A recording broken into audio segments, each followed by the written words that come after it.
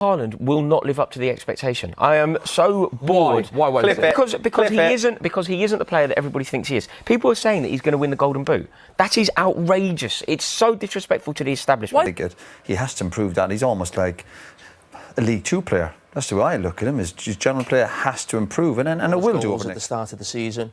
He's obviously still well ahead in the top goal scoring ranks, but I think we're only seeing 60% of Erling Haaland. Erling Haaland is the most disrespected player in world football right now, and you cannot change my mind on that fact.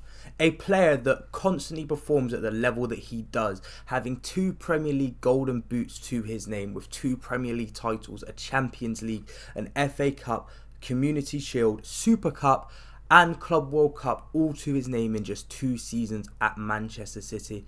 And some people will still try and tell you that he is not a good player. And today we'll be looking at all the arguments against why Haaland is not a good player, and we will be trying to go through and debunk them all, because I honestly believe that most of them are simply not true, and the ones that are true are extremely over-exaggerated to fit an agenda against Erling Haaland.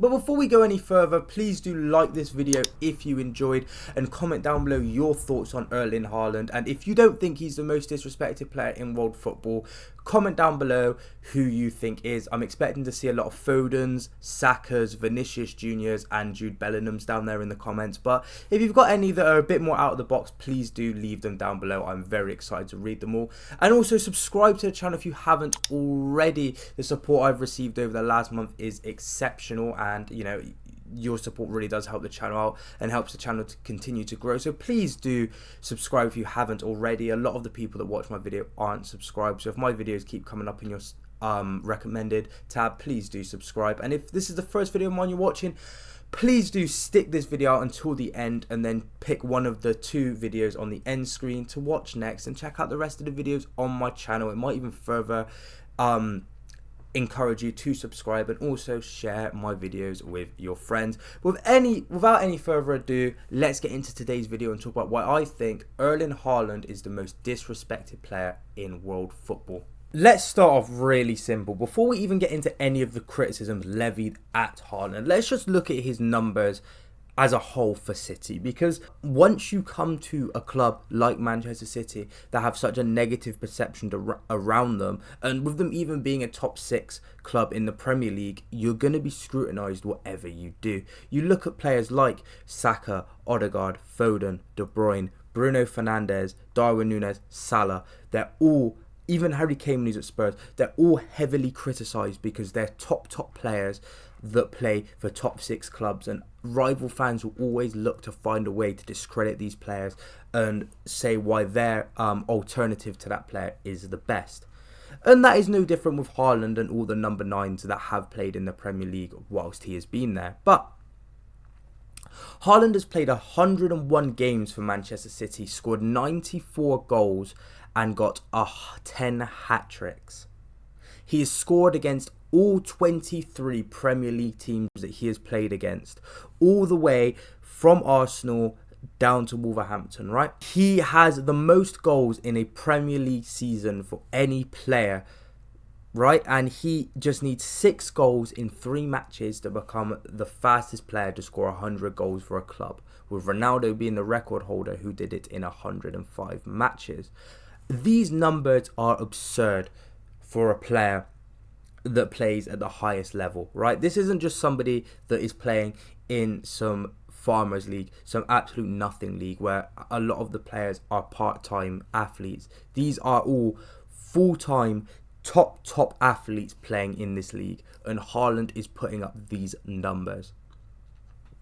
Back-to-back golden boots, even getting the golden boot last season after missing almost 2 months of football due to injury, and he wasn't even on his best form, and he was still the outright top goal scorer in the league. That just shows how good Erling Haaland is. But people will still try and discredit the man. And what are these ways that people use to discredit him? Well, I've got 3 common phrases in front of me that are used to discredit Haaland on a daily basis. And we'll be going through, looking at them and debunking them all. And I think it's best that we start with the first one being that he is a tap-in merchant. Some of you may be wondering, Nathan, what is a tap-in merchant? Well, a tap-in merchant is a player that scores a lot of tap-ins. His goals come with a lot of ease and they're mostly handcrafted by somebody else. The ball is played across the goal and all the player that scores the goal has to do is poke their foot out and just tap it into an empty net. That is a tap-in, right? One of the easiest goals you can score in football as a whole, right? But it's not as easy as a lot of people think it is, especially at the highest level. And there are a lot of reasons why Haaland scores a lot of tap-ins, because I'm not going to come and say that Haaland doesn't score tap-ins, because that would be very disingenuous of me. He obviously scores a lot of tap-ins because he's a penalty box striker. That is his bread and butter, especially at City anyway. And a lot of people will point out that, oh, well, he scored a lot of goals for Dortmund by running through on goal, running off the last man, bearing down on the goalkeeper and scoring a lot of one-on-ones. And yes, if you do look at his goal catalogue for Dortmund, it is a lot different to his goal catalogue at Manchester City. But there is one huge difference between playing for Dortmund and playing for City. And that is a low block. A low block defence, something that is very, very common in English football, especially when teams are playing against the best 2 to 3, and even like the best 6 teams in the league, right? A low block will be implemented to try and prevent the team scoring. Put as many people as you can behind the ball, making it harder to pick up space, making it harder to create chances, and making it harder to get shots off, right? Defending 101 really, but that doesn't happen in the Bundesliga. Basically all the teams in the Bundesliga play over a high line, which means it is easier to play pinpoint and defense splitting passes because there's not as many people sat back, and you know, once you've beaten that defensive line, you've got a lot of space to run into. And so obviously that is one key reason as to why his goal catalogue will look a lot different for Dortmund than it would for City. But we now move on to, we've now covered why like he scores so many tap-ins and why his goals are now tap-ins. Now let's look at the actual like fundamentals of a tap-in. Well, first, to score a tap-in, a tap-in does equal elite positioning, because you have to be in the right place at the right time to tap the ball in, or else the ball's just going to be cleared or the goalkeeper's going to pick it up, right? I think no one's disputing that, right? Tap-ins do equal elite positioning, and you do also have to have quite a bit of composure to put a tap-in away, as I've literally covered in my last video, and I showed that Raheem Sterling miss against Lyon in the Champions League quarterfinals in 2020. Tap-ins aren't always the easiest to score. You can easily hook it over the bar or pull it wide of the post. You do need a lot of composure to still score the easiest of chances.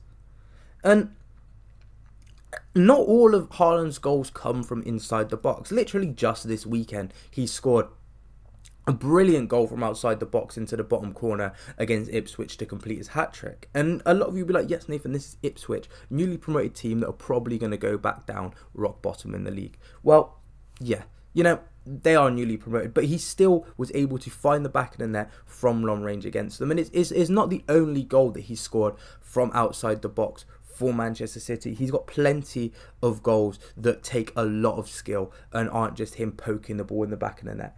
Even some of his headers from close range take a lot of skill and good technique to even be able to execute and get on target, let alone put in the back of the net.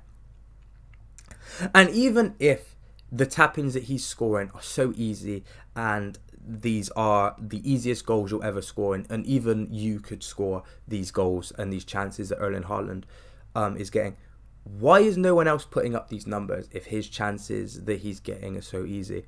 Let's remember, Gabriel Jesus and Raheem Sterling, and even the great Sergio Aguero, all played in a very, very similar Manchester City team, with Kevin De Bruyne being the chief chance creator with his excellent vision and excellent chance creating abilities. Why did none of these players that were getting the exact same amount of tap-ins, why did none of them also reach the insane goal numbers that Erling Haaland has reached? Why does Harry Kane, another elite striker, never got to the level of goals that Erling Haaland has got, if these tap-ins that he's getting are so easy? I think it is always fun to call someone a tap-in merchant to try discredit their ability, right? I understand it, you know, we've all been there, right? But I do think calling one of the best strikers in the league and the best strikers in this generation a tapping merchant is very disingenuous, and it is very disrespectful to him and his legacy. So with all the points that I've just covered, I think that really does disprove the myth of him being a tapping merchant. Well, it doesn't actually disprove the myth of him being a tapping merchant, but it disproves the fact that it's not easy. Even if a lot of his goals are coming from tap-ins, they're not easy. He still has to be in the right place at the right time. He still has to put that ball in the back of the net. And again, not all of his goals have come from tap-ins. And I think even if all of his goals were tap-ins, 94 tap-ins in 101 games would still be an outstanding number, especially with some of the chances that Gabriel Jesus and Raheem Sterling would miss in the seasons prior to Erling Haaland joining Manchester City. But with that point disproved, let's move on to point number 2, which is that he goes missing in big games. It is a commonly stated fact and statistic that is brought up a lot online that Erling Haaland has scored in 0 finals or semi-finals while playing at Manchester City. And yes, this is not a good stat. This is not a stat that works in his favour. But there is definitely more to this stat than what meets the eye. Because yes, you will look at a stat of, oh, this player's not scored in X amount of finals and X amount of semi-finals. He's clearly not a big game player, and he could not perform when the pressure's on him or when he's playing against elite opponents. I could totally understand how you would come to that conclusion, but I do think the way Haaland is deployed in big games is very, very different to how he's deployed against a lot smaller teams. And when you're playing against a bigger team, a better team, they will be able to identify dangers in your game very quickly. It is a lot of the reason why you'll see, especially when playing Real Madrid and Arsenal, he is doubled up on. Haaland is doubled up on, and the defenders such as Rudiger and Saliba will give him a very, very hard time and will get him basically a bully battle with him. And it is basically just a strength test to see which one is stronger and which one is better at like keeping their foot in. And not getting launched to the ground, basically. And again, that obviously does not work in Haaland's favour. If he's been doubled up on and he's got some of the world's best centre-backs sticking to him like glue, obviously it is going to be harder for him to score. That is completely understandable. But it also, if these defenders are, especially Rudiger and Saliba, who make it their mission to stick by Haaland and don't let him out of their sight, that takes one man out of the game. And it opens up space for Foden, Grealish, De Bruyne, Savio now, Doku, all of these players. It opens up space for them to operate. And especially the one big game performance that I always point out, and I always look at Haaland being very instrumental despite not scoring a goal, would probably be the semi-final against Real Madrid, the second leg at the Etihad. He did not score in that game. He came close many a times, but from 3 outstanding saves from Courtois prevented the Norwegian from finding the back of the net. But the space that he was occupying and the problems he was causing the Real Madrid backline by just occupying the space he was occupying and not standing still and moving about opened up space for Bernardo Silva to score both of his goals. And he was just causing the defence a nuisance all evening, basically. And even when you look back at some of the stats he has in big games that aren't necessarily in finals or semi-finals, he has 6 goals in Manchester derbies, and that includes a hat-trick in a game where he got 3 goals and 2 assists, right?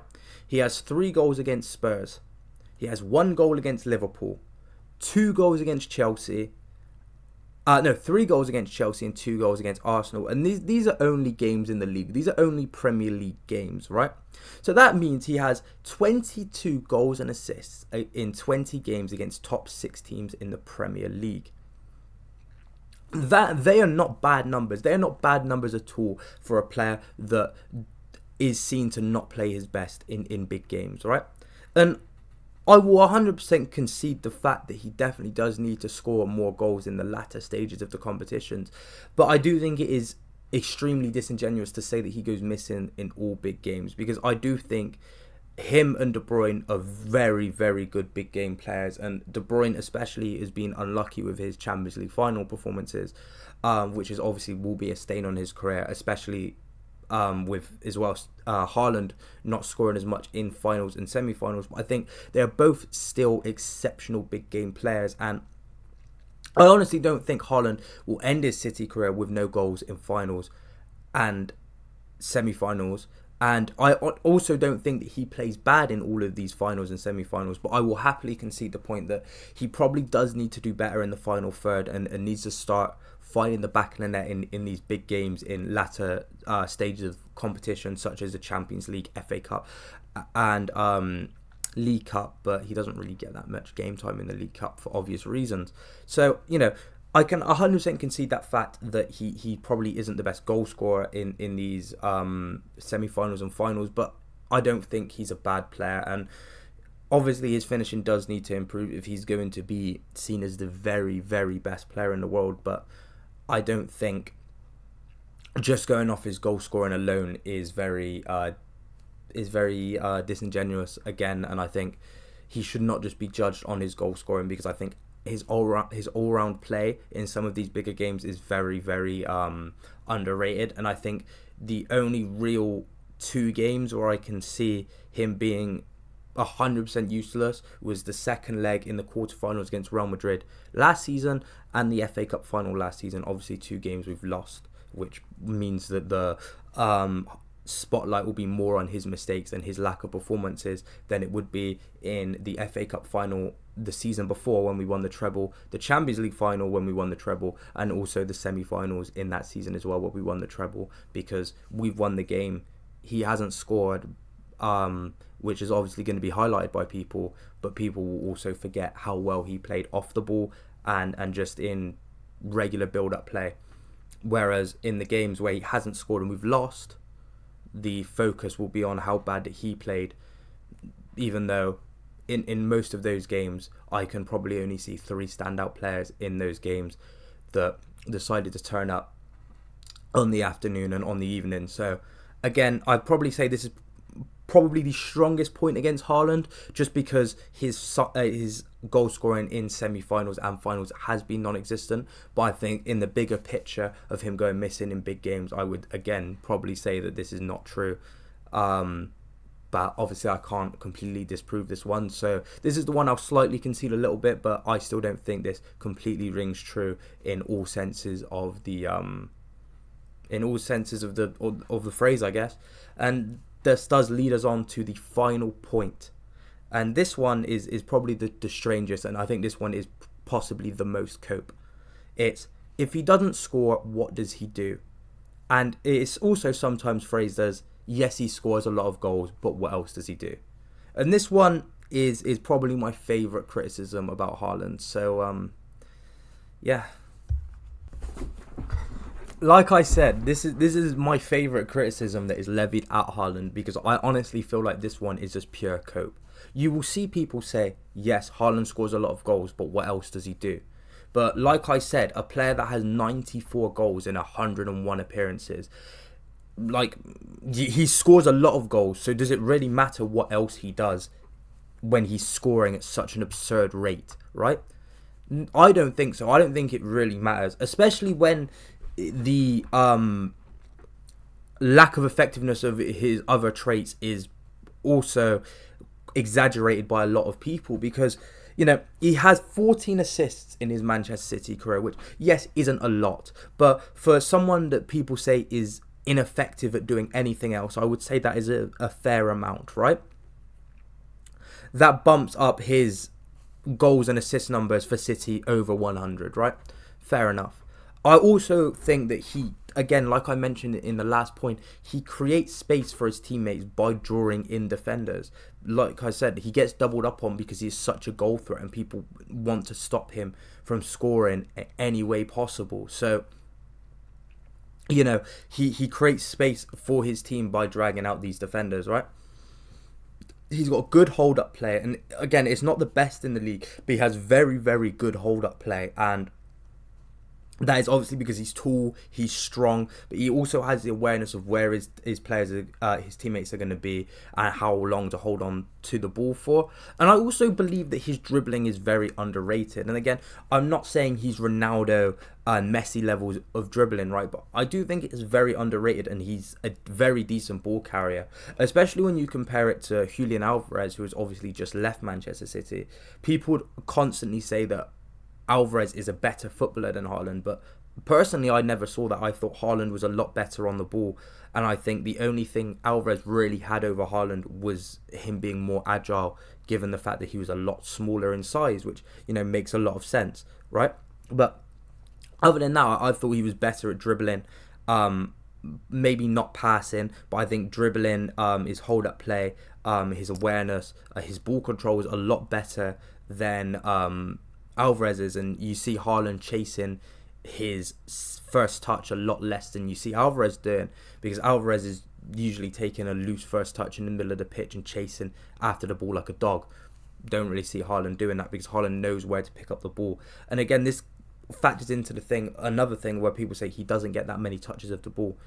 He doesn't need that many touches of the ball. He understands his assignment. He's got plenty of players in this Manchester City team that are extremely technically gifted and very good creators. So he knows, unlike Harry Kane, he doesn't have to drop deep and do all the passing and build up stuff. He knows that he has to stay forward on that last man, and someone will find him, whether that's a ball in behind for him to charge onto and score, or it's a cross into the box for him to tap in or head home. He knows someone will eventually find him, and with his record in front of goal, you could bet your house on him scoring that chance. And again, I think the only thing that he really does need to improve on in his all-round game is probably his passing. I'd say his passing is probably his weakest attribute. I wouldn't say it's awful. I think Doku is somebody in the City team that has worse passing in the final third and decision-making in the final third than Haaland. But I don't think he's got the best decision-making and passing in the final third, and it's definitely something he does need to improve on. But other than that, I don't think his all-round game is really that bad. I got a feeling this is the point in the video which people have the most to say and most disagree with me about. But I honestly don't think it's that bad, and I think his all-round game is definitely underrated by a lot of people. And I think the best performance I've seen from Haaland, right, and he almost didn't score in this game, right? I thought he was going to pull off a masterclass and not get on the score sheet, right? But it's that 4-1 win at the Etihad against Arsenal in the 22-23 season, nearing the end of the season. I think it was in April, potentially May, where we were still behind them in the title race, and he pulls off, I think he got 2 assists and a goal, and him and De Bruyne were playing some of the best link-up play, and some of the, had some of the best chemistry on the pitch that night. And he was bullying Rob Holding, and he was just charging with the ball. He was playing some very good passes as well, and obviously he scored very late on with his hair let down to make it 4-1 and to put him ever so closer to that goal scoring record, which he obviously ended up breaking at West Ham a few weeks later. So, he's a very underrated footballer all round. And I think that, he might not be the most complete striker there is. I'd probably say that Harry Kane is definitely the most complete striker there is in world football when it comes to being a 9. Some people might say Mbappe, but I don't think Mbappe really works as a 9. And if Mbappe's going to continue to play as a 9 for Real Madrid, I can see Haaland definitely continuing to put up better numbers than him, because I think Mbappe's a lot more effective off the left flank. But, he might not be the most complete, but does he really need to have exceptional dribbling and exceptional passing when he's scoring at the rates that he is? I think his average dribbling, his above par hold-up play, and his below average passing is good enough for a player that plays the role that he does, plays in the team that he does. And he was even scoring goals for teams that potentially didn't have the best calibers of players. Obviously Dortmund in the Bundesliga and in the Champions League, Salzburg in the Austrian League, and also in the Champions League. And again, you can probably criticise him for not being able to qualify for the World Cup or the Euros with Norway despite scoring a lot of goals, but you can also levy that criticism at Arsenal's captain and main man Martin Odegaard. So that's not just a criticism that is exclusive to Haaland. But now that I've just rounded off all of those points, I think it is definitely puts into perspective how disrespected he is, because I think bar two things, I've been able to disprove a lot of the arguments that people levy against Haaland, in my opinion anyway. Again, you are very much welcome to disagree with this, because, you know, this is all my opinion, and this is just me wanting to put this out here, because I was watching that performance against Ipswich, and again, people will say, oh, it's Ipswich, blah, blah, blah, blah, but I just think, after watching him against Chelsea, after watching him against Ipswich, I think Haaland is back to the level that he was playing at in 22-23. I think he's fully fit now. He's been rested, and, you know, he might not been at his best last season, which is crazy to say with someone that got 27 league goals and went on to win the Golden Boot and the Premier League. I think he's definitely back to his best now, and the league should be very much afraid of what the numbers he's going to put up this season if he stays fully fit. But, you know, that's all really for this video. Please do comment your thoughts down below, and who you think the most disrespected player in world football is right now, if you do not believe that it's Erling Haaland. And also tell me which points in this video you thought I got wrong. And again, like the video if you think Haaland is the best Premier League striker, you know, in the league right now. And also, you know, subscribe to the channel if you haven't already. Your support really does help the channel out. And check out the rest of the videos on the channel if this is the first video of mine you're watching. But with all that being said, I've been Nathan, and I'll see you in the next video. Peace. Shut down cases, they belly dots to the can't see faces, chasing the bad guy chase it. You don't wanna be the one like Ace and like G-Take trying to turn them out wasted. Aye, tell a bad bitch come break it, body come mad, come shake it, then get back to the basics, bro, done shut down cases, they belly dots to the